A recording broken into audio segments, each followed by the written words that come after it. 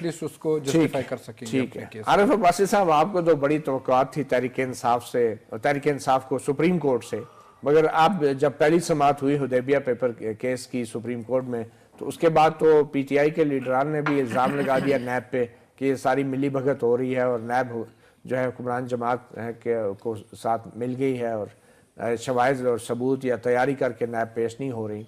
तो अब क्या तवक्कुआत हैं आपकी? हमें हमेशा तवक्कुआत रही है इंसाफ से। सुप्रीम कोर्ट ने एक चीज़ ड्यूरिंग पनामा लीक बहुत सारे सबूत जीआईटी ने इकट्ठे किए, उन सबूतों में या देबिया के भी बहुत सारे ऐसे सबूत जो पहले नहीं थे शायद वो भी आए, और अभी भी नैब ने एक और भी अपील की है कि उसके पास और मजीद सबूत देबिया के आए हैं जिससे वो री इन्वेस्टिगेशन करना चाहते हैं। तो हम समझते हैं कि सिस्टम में इतना बिगाड़ पैदा हो चुका है पिछले 1985 से, जब से ये मुकमका की सियासत और ये दो जमाती निज़ाम आया है कि इन्होंने बेड़ा गर्क किया है नवाज शरीफ खानदान की। नहीं, इससे सुप्रीम कोर्ट के ऊपर क्या फर्क? नहीं, सुप्रीम मैं वही आता हूँ, इसमें नवाज शरीफ खानदान की तो एक हिस्ट्री रही है ना कि इन्होंने इंसाफ हमेशा खरीदा है। जस्टिस क्यूम, जस्टिस अब आपको फिर शक हो गया सुप्रीम कोर्ट? नहीं, इनकी बात करूँ नवाज शरीफ फैमिली की।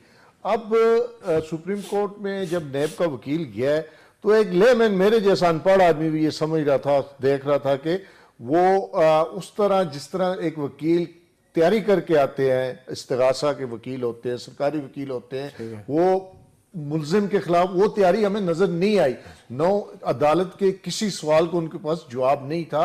अदालत ने असल रेफरेंस भी मंगाए हैं, अदालत ने उनसे बाकी सारे मामलों, देखें ये केस हुआ क्या, जब हाई कोर्ट ने इसको दो रुकनी बेंच ने इसको वो डिस्प्यूट आ गया, एक कह रहा था रेफरी, अब रेफरी अभी सुप्रीम कोर्ट से देखें वहां जाए ना, छोड़े ना, ये बताएं आपको सुप्रीम कोर्ट के मौजूदा बेंच से तवक्कुआत है? हमें देखें, हमें हुदैबिया के अदालत पे एतमाद है, ठीक है, हमें उससे इन रिस्पेक्टिव कौन जज है कौन, हमें अदालत पे सुप्रीम कोर्ट पे एतमाद है।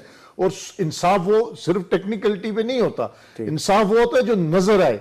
तो नजर नहीं आ रहा और नहीं, हमें नजर आ रहा है कि हुदैबिया जो है ये सारे करप्शन की माँ है। अच्छा, ये जो हुदैबिया पेपर मिल है उसमें आप इसाक डार की अगर वो कहानी पढ़ें, पूरा एक दत्ता है उसको अगर पढ़ें, उसमें एक एक अकाउंट, एक एक बंदा आइडेंटिफाई है कि किस तरह ये पैसा गया, कहाँ गया, किस तरह इस्तेमाल हुआ।